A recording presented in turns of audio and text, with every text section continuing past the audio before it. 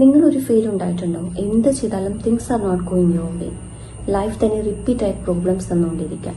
May be നിങ്ങൾ expect ചെയ്ത ഒരു കാര്യം നടന്നില്ല, ഒരു ജോബ്, ഒരു ഓപ്പർച്യൂണിറ്റി, അല്ലെങ്കിൽ ഒരു സ്മോൾ ഹാപ്പിനെസ് പോലും. അല്ലെങ്കിൽ എല്ലാം ഓക്കെ ആയിരുന്നു, ബട്ട് ഒരു അൺഎക്സ്പെക്ടഡ് സിറ്റുവേഷൻ വന്ന് and it just spoiled your whole day. That's life അല്ലേ? ലൈഫിൽ നമ്മുടെ കൺട്രോൾ ഇല്ലാത്ത ഒരുപാട് കാര്യങ്ങളുണ്ട്.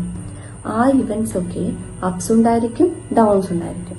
സത്യം പറഞ്ഞാൽ we can do anything for that, it happens. But നമ്മൾ കൺട്രോൾ ചെയ്യാൻ പറ്റുന്ന ഒരു കാര്യമുണ്ട്. അതെന്താ? How we respond. യെസ്, നമ്മൾ എങ്ങനെ പ്രതികരിക്കുന്നു. ഫോർ എക്സാമ്പിൾ, ഒരു ജോബ് കിട്ടിയില്ല എന്ന് വിചാരിക്കാം. നിങ്ങൾ എങ്ങനെ ഫസ്റ്റ് റിയാക്ട് ചെയ്യാം? I'm not good enough, എനിക്കൊന്നും പറ്റില്ല എന്ന് പറഞ്ഞാൽ just give up that. But ഇനിയൊരു റെസ്പോണ്ട് എന്താ? ഓക്കെ, എനിക്ക് എന്ത് ചെയ്താൽ ഇതിനെ ഇംപ്രൂവ് ചെയ്യാൻ പറ്റും, നെക്സ്റ്റ് ടൈം ബെറ്റർ ആവാൻ ഞാൻ എന്ത് ചേഞ്ച് ആണ് വരുത്തേണ്ടത്.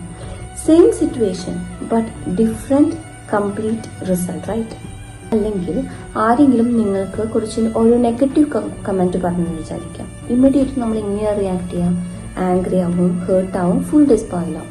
അല്ലെങ്കിൽ ഒരു സെക്കൻഡ് പോസ്റ്റ് ചെയ്ത് ഇത് എനിക്ക് എഫക്ട് ചെയ്യണമെന്ന് ഞാൻ സമ്മതിക്കുന്നുണ്ടോ എന്നൊന്ന് ജസ്റ്റ് ചിന്തിച്ചു നോക്കിയാലോ?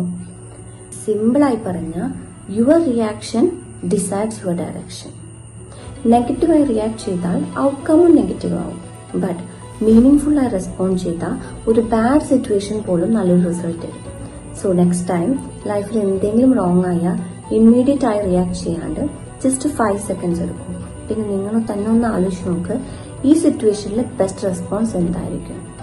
ലൈഫിൽ അപ്സ് ഉണ്ടാവും, ഡൗൺസ് ഉണ്ടാവും. ബട്ട് നമ്മളുടെ പവർ എന്ന് പറയുന്നത് നമ്മൾ എങ്ങനെ അത് ഹാൻഡിൽ ചെയ്യുന്നു എന്നതിനാണ്. സോ എല്ലാം കൺട്രോൾ ചെയ്യാൻ ട്രൈ ചെയ്യരുത്. ജസ്റ്റ് നിങ്ങളുടെ റെസ്പോൺസ് കൺട്രോൾ ചെയ്യാൻ സ്റ്റാർട്ട് ചെയ്യുന്നു.